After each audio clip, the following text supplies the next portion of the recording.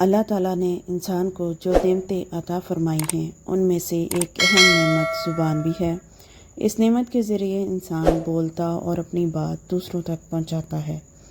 یہی خاصیت اظہار مافی الضمیر کا سب سے اہم ذریعہ ہے، لیکن یہی زبان انسان کے لیے خیر کا سرچشمہ بھی ہوتی ہے اور برائی کی گڑھوں میں لے جانے کا سبب بھی۔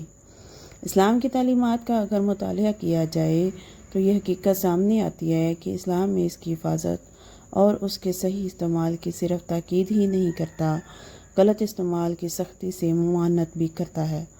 قرآن مجید میں ارشاد ہے، اے لوگو جو ایمان لائے ہو، اللہ سے ڈرو اور سیدھی بات کہو۔ زبان کی حفاظت کا حکم حدیث میں بھی ہے۔ نبی مہربان صلی اللہ علیہ وسلم نے مختلف موقع پر زبان کی حفاظت کی تاکید فرمائی ہے۔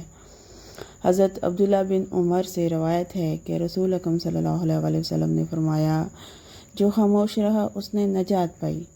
خاموشی سے انسان کے لیے دنیاوی مسائل سے بچاؤ اور اخروی عذاب سے نجات ملتی ہے۔ زیادہ گفتگو انسان کو اس بات پر آمادہ کرتی ہے کہ وہ بے معنی کلام کرے، اور کثرت کلام کی وجہ سے انسان یہ احساس کھو بیٹھتا ہے کہ وہ جو کہہ رہا ہے اس کے فائدے مند بھی ہے یا نہیں۔ زیادہ باتیں کرنے سے انسان اکثر اپنی باتوں کو طول دینے کے لیے من گھڑت کہانیاں بیان کرتا ہے۔ یہ فعل ایک تو وقت کا ضیاع کا سبب بنتا ہے، دوسرے جھوٹ کے دائرے میں بھی آتا ہے۔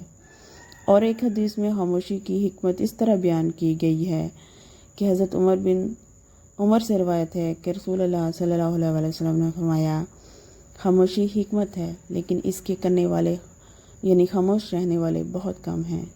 اس حدیث مبارکہ میں خاموشی کو حکمت و دانائی سے تعبیر کیا گیا ہے، یعنی حکمت و دانائی کا تقاضا ہے انسان بقدر ضرورت کلام کرے۔ بلا ضرورت انسان کو نفع کی جگہ نقصان دے گا۔ انسان جب بولتا کم ہے تو سوچتا زیادہ ہے، جس سے اس کے ذہن کے دروازے کشادہ ہوتے ہیں۔ علم و حکمت کی دانائی کی باتیں کرتا ہے، پھر وہ جب بات کرتا ہے تو اس کی باتیں بھی حکیمانہ ہوتی ہیں۔ وہ اس بات کو ہمیشہ پیش نظر رکھتا ہے کہ مجھے کن باتوں سے اعتراض کرنا چاہیے اور کن باتوں پر بات کرنا چاہیے۔